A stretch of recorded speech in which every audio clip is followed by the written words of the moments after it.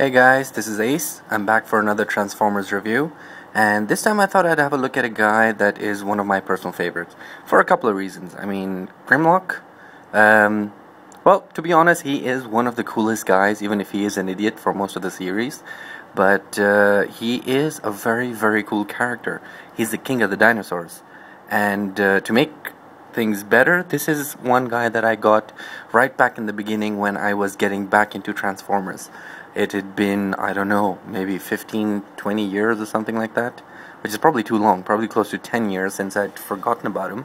And then I was on a business trip in Malaysia, and I saw this guy, and I was like, damn, I gotta get back into this. And I saw this guy, and I saw classics, say, Hot Rod as well, so I got those two, and these were the two figures that I kind of got back into the movies and the cartoons and the toys back again. So this guy has, he's got a special place in my heart. So this is basically classics or universe Grimlock, and to my surprise, he's actually one of the better ones, because we did get a couple of really bad ones as well. And from the original G1 line, this is an amazing homage. This is a very nice character. It's got amazing articulation. He looks good. There's amazing detail, and he even has a rub symbol. I mean, this guy is a very, very nice figure. Definitely worth anyone's collection. To start off, let's have a look at this guy's articulation. This guy has a very maneuverable tail. 1, 2, 3, 4 different points of articulation on the tail itself, and it can pretty much wiggle any which way. So that's very nice.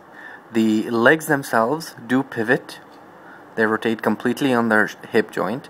They do have a knee joint over there, and even the ankles themselves can do a little bit. Let me show you. There you go. So the legs are very, very articulated. So this, I wouldn't expect too much of articulation at the hand level, because this guy is a T-Rex and they haven't given him too much. But you do get to wiggle around and move it up and down at the body level itself, which is more than enough that you would need. The head as well does open and close, which is good, although that does play a big part in the transformation. But the head itself also goes up and down. It's just coming apart. So all in all, this has some excellent articulation. The gun, also very good, and it kind of poses as two. I mean, okay, fine, you can grab it in the hand as well, and it does fire a missile, and after the missile it does become a blade or a sword or something like that. Before I lose the missile, put it back. Now the other thing that I really like about this figure is the amount of detail. I mean, they really haven't they really haven't spared any cost on this. I mean, it's even got a little bit of a weathering look. If you look at the lining they've done, they've got the wires, they've got the panel lines, they've got the different colors. They've really done amazing work in terms of the detail on this figure. None of this is hand done, by the way. This is right out of the packaging. Okay, fine, quite a few years ago, but still, right out of the packaging. And the rub symbol, let's see if it works. There we go, Autobot. Okay, and it even has lead piping on the head. It doesn't show too clearly, but it goes through the head, so if you can get the light to shine, you get lead piping on the eyes. Very nice touch. Okay, so to transform this guy, first thing we want to do is remove the tail. This is, yeah, like a lot of Beast Wars figures, this is going to become its weapon. The second thing we want to do is come down here, and you can see the whole body of the T-Rex is going to split like that, which will become its legs. Now the way to do this is pretty simple. We just extend it straight, and then we split from its head straight out, and then we can straighten his feet out just like that. And there we've got pretty much the legs done. The second thing we want to do is, this is his chest, so we want to rotate so it'll become like that. We can rotate this so it straightens out. So the first thing you'll see is that there are a number of hinges, and we need to manipulate it so that these guys come into the right place.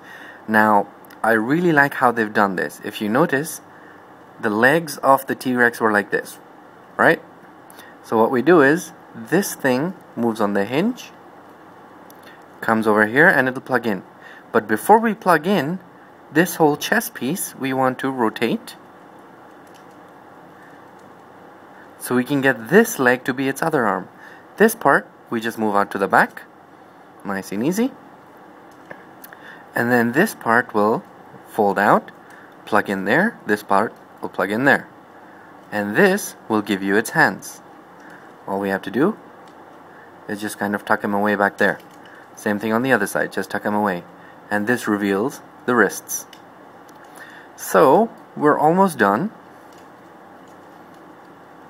Next thing we want to do, open up his waist flap, and this has a second feature as well. This not only reveals his stomach area, we remove this, put it down, put this down, put this down, make his head straight, and there we have Grimlock. Now a lot of people say with his feet being the head of the T-Rex, aren't there any balance issues? And you know, honestly, there aren't any. This guy, you know, he's a little bit loose for me now because I played like the crap out of this guy. But balance-wise, there's no issue whatsoever, and he looks good. This weapon, we can do a number of things with it. Now the missile weapon will fit in very nicely in his arm, or a hand rather. So he's armed up there. The tail, we can do two things. If we want, we can store it in his other hand, and he can use it as a weapon. No issues there, some kind of a whip. Or if we don't like that, this is what I actually really like, you can actually come at the back and store it. If you remember, this thing just plugs in there. How did this go? So we can just store it on the back, and it'll happily just stay there. So there we go. That is Grimlock, an absolutely fantastic figure. To give you an idea of the size, here he is, next to Classics or Universe Cyclonus, and this is the Henke version. I don't know why he's coming out so blue. He's actually very purple, very purple. And here he is also next to a can of soda. So he's not the biggest, but he's the typical deluxe size, and definitely a fantastic figure. Highly recommend this guy to anyone who's collecting Transformers, or who's just a big fan of Grimlock. Alright, this is Ace. I will see you guys at the next review.